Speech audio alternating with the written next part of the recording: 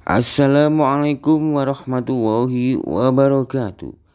Jumpa lagi dengan Mimin di Ahmad Channel Indo. Di video kali ini atau di cerita kali ini Mimin masih melanjutkan tentang kisah Wali Baidi.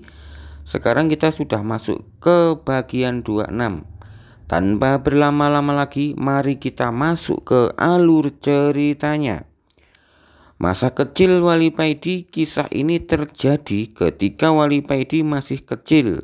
Berjalanlah dengan menunduk seorang kiai kampung yang sudah sepuh. Tampak sarung BHS-nya yang lusuh pemberian orang 5 tahun yang lalu. Dan baju takwa yang sudah tidak bisa dibilang putih menghiasi tubuhnya yang ringkih. Kiai ini menuju musola sederhana yang berada di samping rumahnya. Kiai sepuh ini dengan agak gemetar memasuki musola. Setelah membuka pintu pagar dari kayu yang sudah lapuk, Kiai ini masuk ke dalam. Dilihatnya ada anak kecil yang bersandarkan dinding, duduk bersila dengan memangku sebuah Al-Quran. Tampak pundak anak kecil terlihat mengguncang-guncang karena menahan tangisannya yang memilukan. Kiai sepuh ini mendekati anak tersebut. Setelah dekat, barulah Kiai sepuh ini mengenali siapa anak ini. "Loh, Nak Paidi, mengapa kamu nangis begitu?" ucap Kiai dengan memegang pundak Paidi kecil. "Ini Mbah, dalam surat Al-Baqarah diterangkan kalau kayu bakar neraka itu adalah para manusia," ucap Paidi kecil dengan suara terbata-bata. "Nak, kamu kan masih kecil. Kamu masih suci, kamu nggak akan masuk neraka," ucap Kiai menghibur dengan suara bergetar.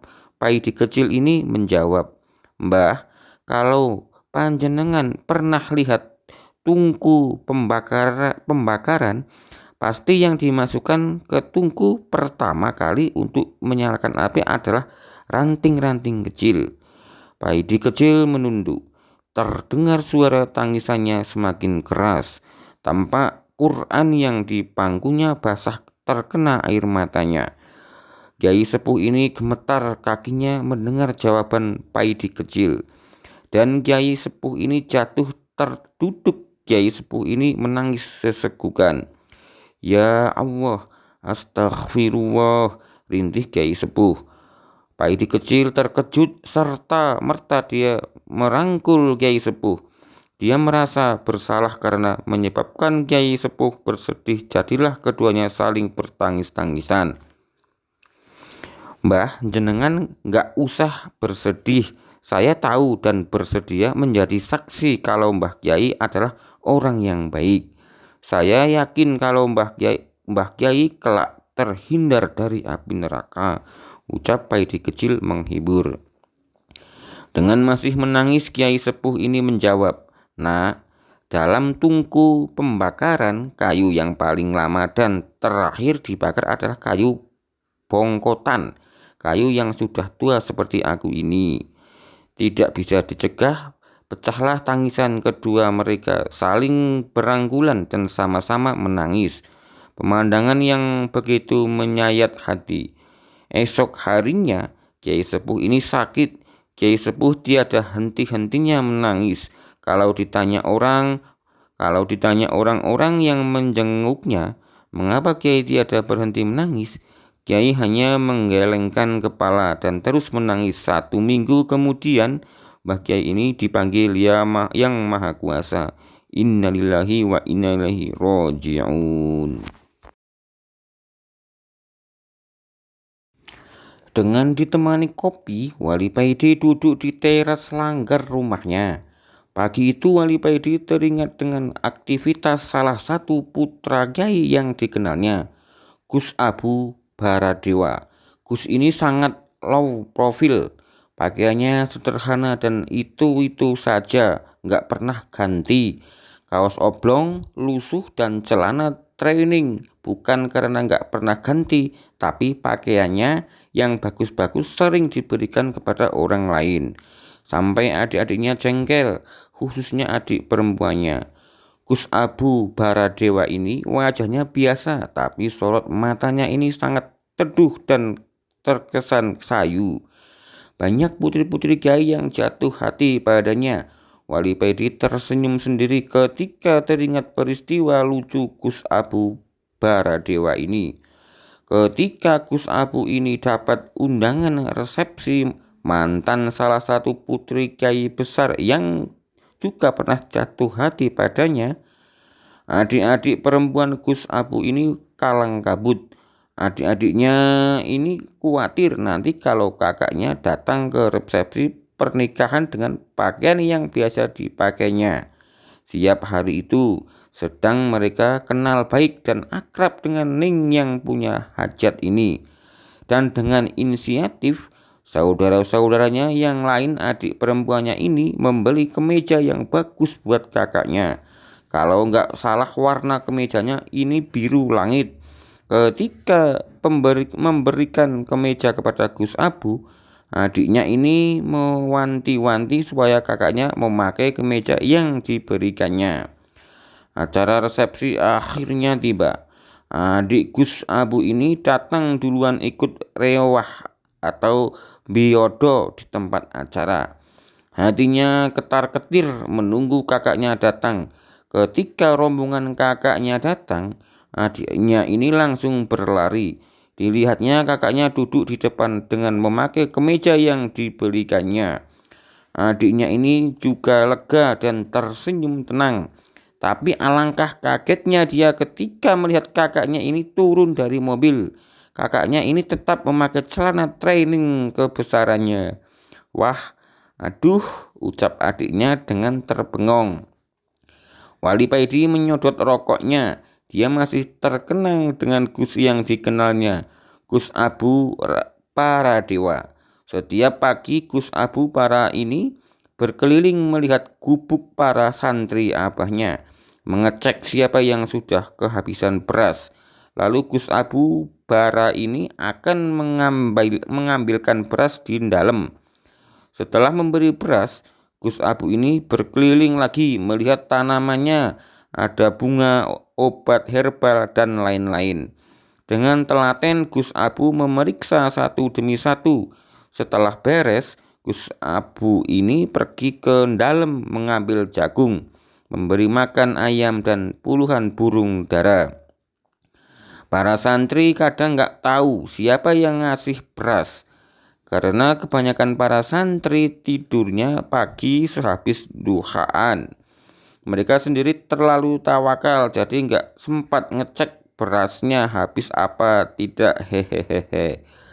Setelah semuanya beres, Gus Abu ini pergi ke pasar diantar santri dalam dengan naik becak, mencari lauk pauk buat kepentingan para santri. Selama di atas becak, tidak henti-hentinya mendoakan orang yang ditemui dan dilewatinya. Sampai di pasar, Gus Abu Baradewa ini masih terus melanjutkan doanya. Setiap barang yang disentuhnya didoakannya. Kalau belanja dirasa cukup, Gus Abu ini pulang dan mampir ke kios koran, membelikan koran buat adik-adiknya, tabloid masak dan fashion buat adik-adik perempuannya, tabloid olahraga, koran politik, dan ketatanegaraan buat adik-adik lelakinya. Tak lupa juga membeli bubuk kopi buat para tamu setiap hari, dan setiap habis dan dari pasar, uangnya juga habis nggak tersisa. Kalau nggak habis, Gus Abu ini nggak akan pulang. Sesampai di rumah, Gus Abu ini istirahat sebentar dan mulai menemui tamu sampai malam, bahkan sampai malam hari. Tanpa disadari, Allah memberi pelajaran melalui Gus Abu ini buat siapa saja yang mau bertafakur dan bermata hati. Betapa manusia itu harus berusaha rahmatan lil alamin, karena itu adalah salah satu tanda insan kamil. Sosoknya yang jenaka dan lemah lembut bukan berarti Gus Abu ini nggak sakti dan nggak berani. Tapi Gus Abu ini sudah mulai masuk pada konsep cukuplah Allah bagiku. dan nggak ada perasaan was atau khawatir tentang Allah, dan nggak ada perasaan takut terhadap apapun kecuali takut kepada Allah. Pernah suatu ketika Gus Abu ini membela temannya, dan karena hal tersebut Gus Abu ini terus berhadapan dengan 6 pendekar yang sudah kesuwur masyhur akan kesaktiannya. Ketika berhadapan, Gus Abu ini hanya mengacungkan tangannya. Seketika itu 6 pendekar ini lumpuh nggak bisa bergerak. Wali Paidi menyedot rokoknya dan berucap, "Gusti, nderek kula Gus Abu bar para dewa, Al-Fatihah." Wali Paidi pertama diberitahu oleh Nabi Khidir kalau dia adalah wali pengganti, mengalami kekagetan yang lumayan mengguncangkan dirinya. Sejak pengangkatan itu dirinya sering sakit. Setiap bulan minim 2 kali Wali Paidi sakit. Kadang-kadang tiba-tiba kepalanya pusing dan tubuhnya greges. Ruas-ruas tulangnya serasa mau copot, dan setiap diobati penyakit itu tetap saja menghampiri dirinya, seakan obat-obatan tidak mempan melawan penyakitnya. Akibatnya Wali Paidi sering tidak hadir di acara-acara yang biasa ia hadiri, seperti ngopi bareng, remian, maleman, melek-melekan, sampai bolo-bolo meledaknya seperti orang kere yang manja. Hehehehehe. Wali Paidi juga nggak ngerti dengan keadaan tubuhnya yang tidak seperti biasanya ini. Sampai akhirnya Nabi Khidir menemuinya dirinya lagi. Nabi Khidir datang dengan bentuk seperti salesman, sales produk air mineral. Nabi Khidir menjelaskan kepada Wali Paidi, setiap wali menanggung balak atau menjadi tameng setiap balak yang diturunkan oleh Allah kepada umatnya. Setelah menaruh barang dagangannya, Nabi Khidir menjelaskan lagi, balak yang turun ditanggung oleh para wali sesuai tingkatan masing-masing. Wali semakin tinggi derajat wali, semakin berat juga balak-balak yang ditanggungnya. Dulu almarhum Habib Abu Bakar As-Sekaf ketika meninggal perutnya ketahuan bolong karena menanggung balak umat yang dinaunginya. Beliau adalah kut pembuka dan sultan para wali. Sedang tanggungan balak-balak yang paling ringan adalah sakit kepala, awak greges seperti yang kamu alami itu. Wali Paidi manggut-manggut. Dia jadi mengerti kalau dia adalah wali pemula, wali pengganti, wali badal, seperti pemain cadangan dalam sepak bola. Matur suwun, maklum wali anyaran jadinya manja, ucap Wali Paidi. Nabi Khidir berkata lagi, bersikaplah biasa seperti orang yang tidak sakit. Mereka para wali juga mengalaminya, tapi mereka menyembunyikannya. Nabi Khidir berdiri lalu beranjak pergi. Baru berjalan beberapa langkah, Nabi Khidir menoleh dan berkata lagi, "Oh ya, setiap ada orang yang memuji-mujimu, kamu juga akan merasakan sakit seperti itu." Wali Paidi terdiam. Dia menyeruput kopinya lagi dan mengambil 1 batang rokok dan menyalakannya. Enak-enak merokok, lewatlah Nabi Ilyas di samping Wali Paidi yang menyamar sebagai penjual gorengan. "Memang enak jadi wali, hehehe," kata Nabi Ilyas setengah berlari menyusul Nabi Khidir.